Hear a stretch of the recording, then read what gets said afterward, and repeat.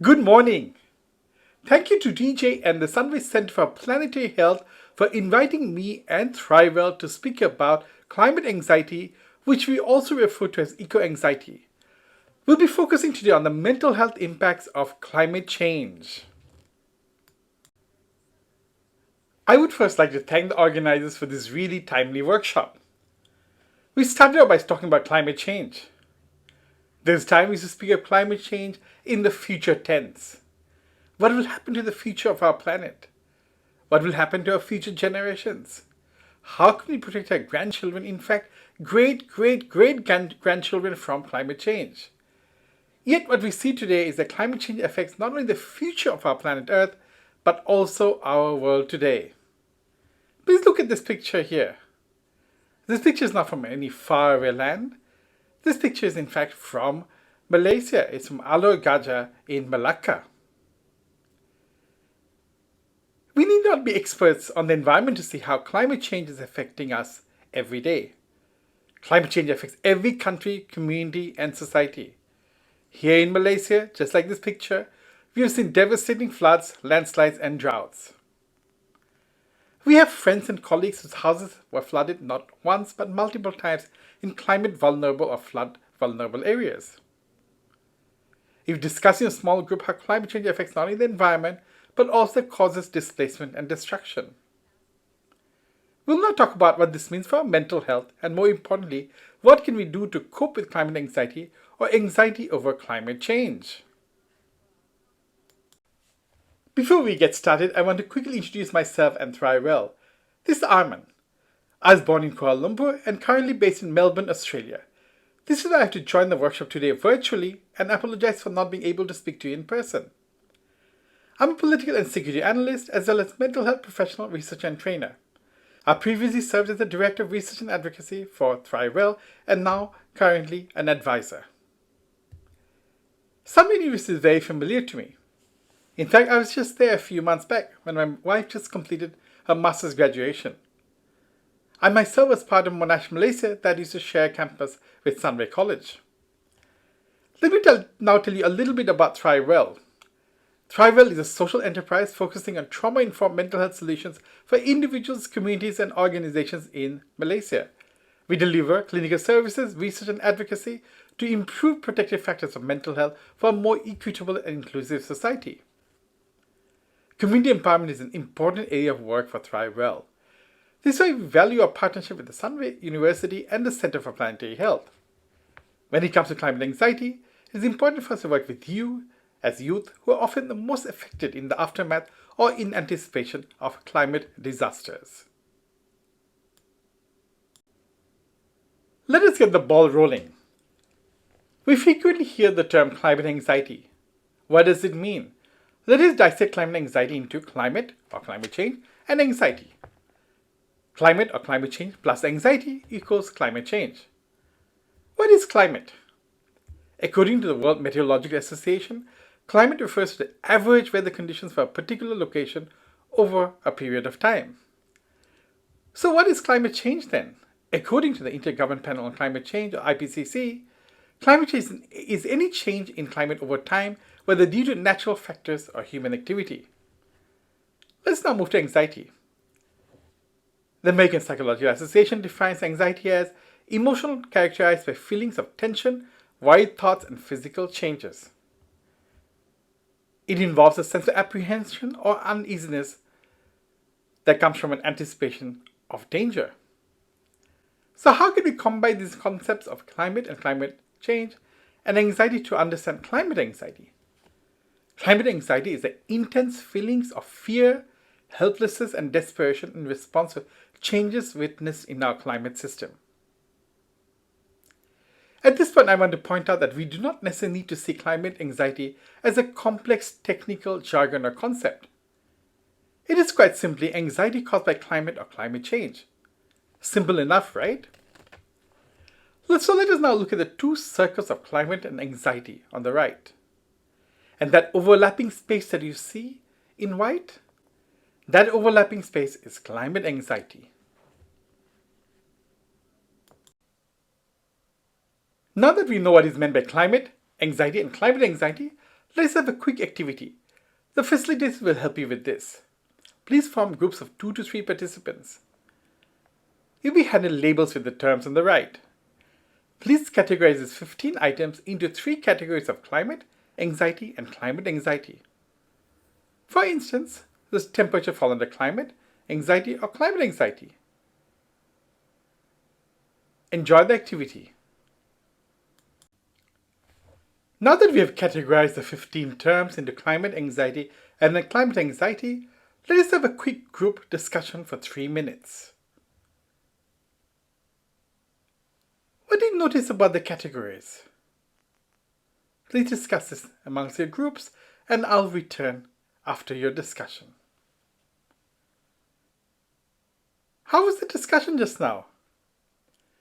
What you will see is that some of the items under climate can fall under anxiety or climate anxiety.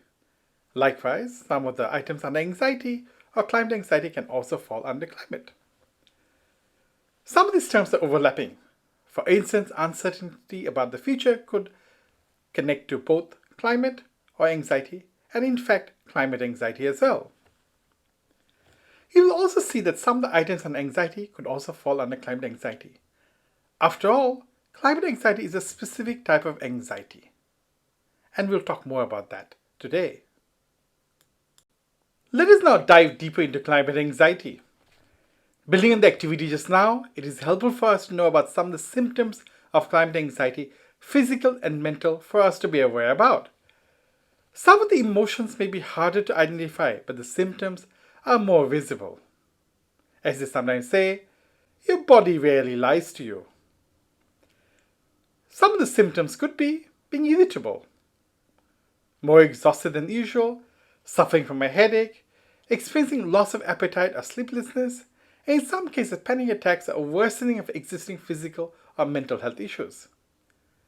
Some of these symptoms are generic to anxiety, but in our case, responsive to climate change and climate anxiety. Studies have also shown a higher risk of young people experiencing symptoms of climate anxiety. Let us now move from symptoms to emotions. What are some of the common emotions associated with climate anxiety?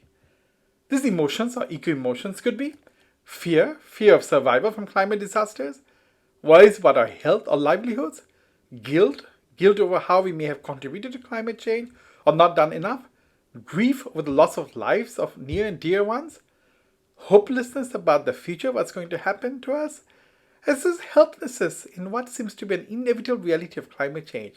Or is it really an inevitable reality? These are just some examples of many other emotions that could be associated with climate change. If you see the climate emotion wheel on the left, which is a research from the US government, you will see that there could be a range of emotional responses categorized under anger, sadness, fear, and also positivity.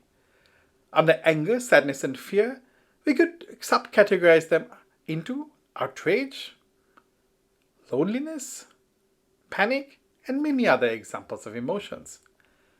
What I want you to consider here, and we'll talk about this later in more detail, is that the emotional responses don't necessarily have to be negative. They could be also positive responses. For example, empathy and empowerment. It is now time for another quick group discussion. Please turn to the person next to you and discuss for the next 5 minutes. What are some of the emotions you have experienced over climate change? There's always an opportunity for us to learn from each other. Please feel free to use the climate emotion wheel that I've introduced to you just now, which covers a range of emotions related to climate change. This can be helpful for you to identify the exact emotion that you have experienced and think about how you can address it.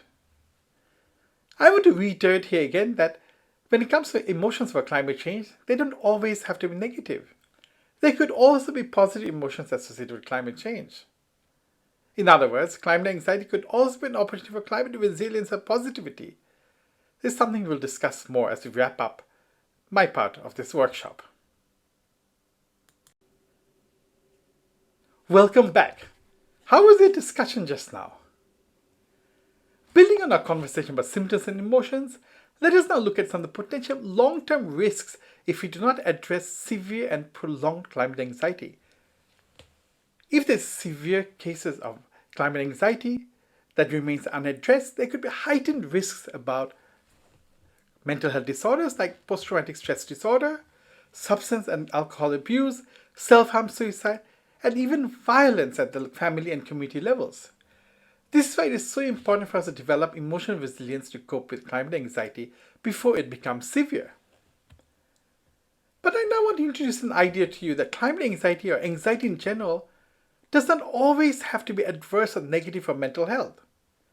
In fact, some degree of anxiety may be actually healthy for us. Are you surprised? Well, let's first think about how negative anxiety could be transformed to positive anxiety. In other words, anxiety could be of two types, negative or positive. Before we talk about that, let's look at the context of climate anxiety. If you look at the IPCC diagram on the left about climate change impacts related to mental health, you will see how 1, 2, and 3, which is hazard, exposure, and vulnerability, poses risks for mental health. But the level of response, which is number 4, can actually reduce the risk and even, in fact, improve our mental health. Before we discuss negative and positive anxiety, let us watch a quick video from US-based CBS News interviewing Dr. Sarah Schwartz. Please remember to note down your thoughts as you watch this video. After you watch the video, please turn to the participant next to you and discuss your key learnings from the video for the next 2 minutes. Thank you for watching the video and discussion just now. I'll now share with you some of my key learnings from the video. Professor Schwartz makes a very important point that climate anxiety is not necessarily a diagnosed disorder, but a normal, appropriate, and a very legitimate response to the environmental threats and climate disasters that we are facing. Some of these existential concerns may affect our mental health. Though we do not want to dismiss the potential negative emotions and long-term risks posed by climate anxiety, the key point here is that worrying is a legitimate response to climate change. Professor Schwartz also rightly mentions that our anxiety process, or in other words, climate anxiety, can in fact be an alert system. This alert system tells us that we are facing an existential threat that we need to do something about. Let us connect this to what I talked about positive and negative anxiety just now. If we put this together, this means that climate anxiety could also be a form of positive anxiety that could actually wake us up about the threat that we are facing due to climate disasters and take action which can help improve our well-being as well as mental health. This brings us to the most important part of our presentation today. Now that we've discussed climate change, climate anxiety, symptoms, emotions, long-term risks, as well as introduce you the idea of positive anxiety and negative anxiety, let us now rethink climate anxiety and anxiety in general. No doubt there are potential devastating implications of climate anxiety if it escalates to severe mental health conditions. But climate anxiety itself does not have to be negative. In fact, anxiety as a whole is not always negative and in some cases may actually influence positive action and growth. It helps us come out of our comfort zones to achieve more. This may be a difficult concept to understand, so let's think of a different example we can all relate to. Studying for exams. If we are not anxious about exams, there may be some level of complacence and we may barely pass the exams. That's not good, right? But if you have some degree of anxiety, we may actually come out of our comfort zone, study hard, and do well in the exams. Having said that, we need to have a nuanced understanding of anxiety.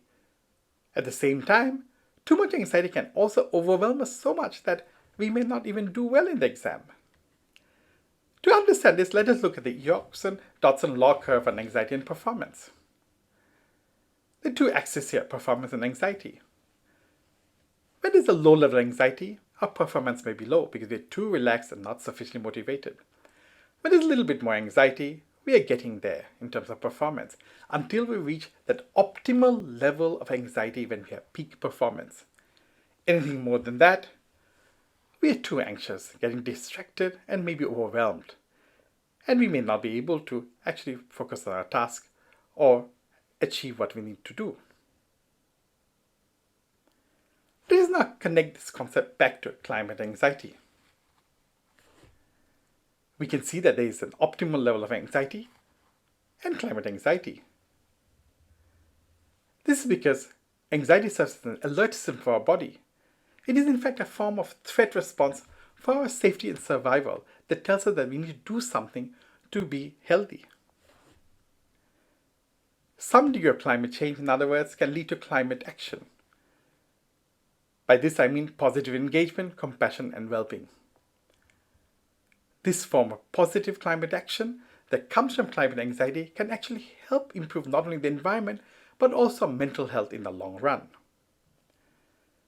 To understand this concept more, I want to introduce you to the ideas of good stress and bad stress that underpins good anxiety and bad anxiety.